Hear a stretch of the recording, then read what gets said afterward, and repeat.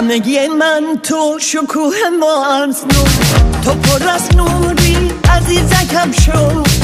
نوبت ما هم میرسد رو، ما پر از رنگیم سپید و سیاه. توی ساز قدیمی که بی خیال مایی، یه روز میبینی آخر که مال مایی. میبینی تنها تویی که بهترین صدایی، تو بهترین صدایی.